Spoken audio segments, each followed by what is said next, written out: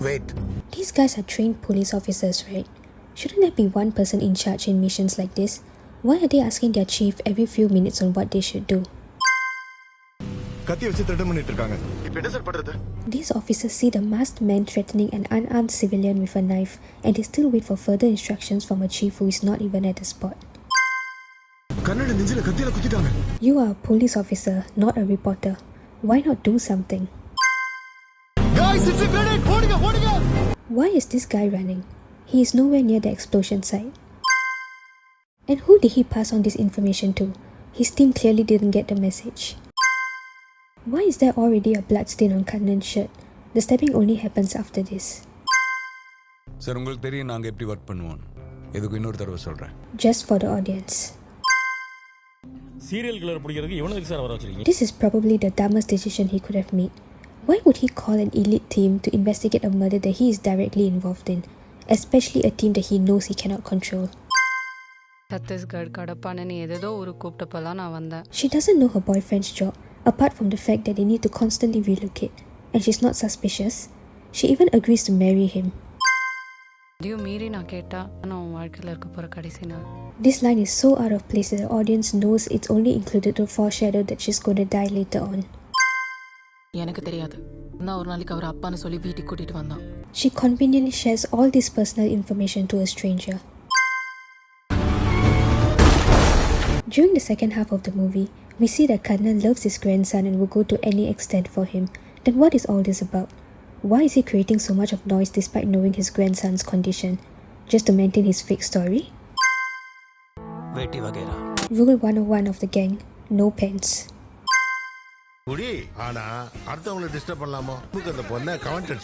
This is the example he uses, that Kannan beat up a few guys who were eve-teasing a girl at the gym. It's not like Kannan went out of his way to cause trouble. பேர மேல அவ்வளவு பாசம் வச்சிருக்காரு. Then please explain this. அவர் நல்ல மனுஷன். Then explain this. 3 ml. இப்ப சொல்றேன். If they had this injection, then why bother wasting time with all the beatings earlier? But Sandanam only has one tattoo on his back. This scene makes you wonder how all three ladies stay in the same house together. You barely gave a reaction when Sandanam kicked the officer. You only reacted when he took out a drug, so what is this dialogue about? Why is she collecting the payment right outside the door instead of at the place they were discussing earlier? Why can't she just be direct about what Kannan did when he came to see her?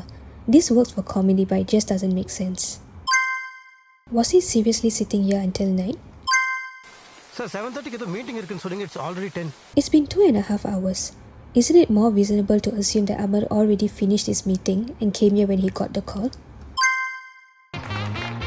So she sees this and still goes ahead with the wedding. Keep in mind she knows nothing about what Amar does for a living. அது யாரு? இதே mall வாசல்ல bread omelette போட்டுட்டு இருக்கேன். And then he joins in for the celebration and she is still not questioning Amar at this point. Alcoholica. Womanizer. Except at this point, Amar already knows that Kannan is not a womanizer.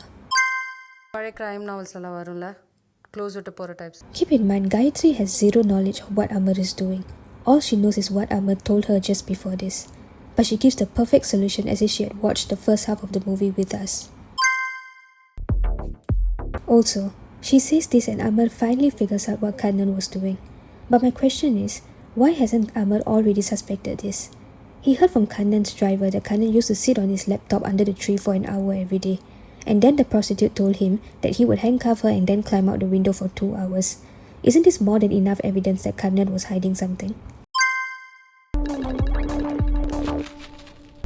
Has Amar just been sitting out here without even trying to find out where Kannan could have possibly gone after climbing out this window? This scene makes it seem as if he would have just continued eating there if the wind hadn't conveniently blown the packet in that direction. How did Amar jump back up to this window? None of the gangsters came to this meeting with guns. How did this masked man know that Amar would have run out of bullets? Also, we see all the masked men escaping the building in this scene. Why is Amar's gang coming out of the building so much later? ஆமா sir. Substance எந்த இடத்துல இருக்குன்னு எனக்கு மட்டும் தான் தெரியும். என் production இருப்பார். All this while, we have seen Sandanam killing people just to find the missing containers.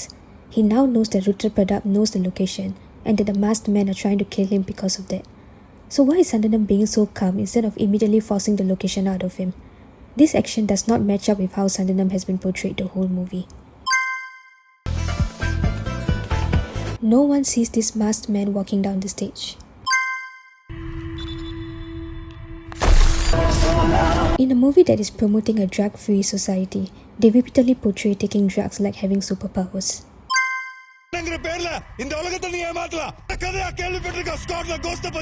How the hell did Amar come to the conclusion that Kannan is a ghost? Why couldn't Kannan have just been a grieving father who faked his own death to avenge his son? The ghost went missing more than 30 years ago, so how is Amar even connecting the ghost to this case?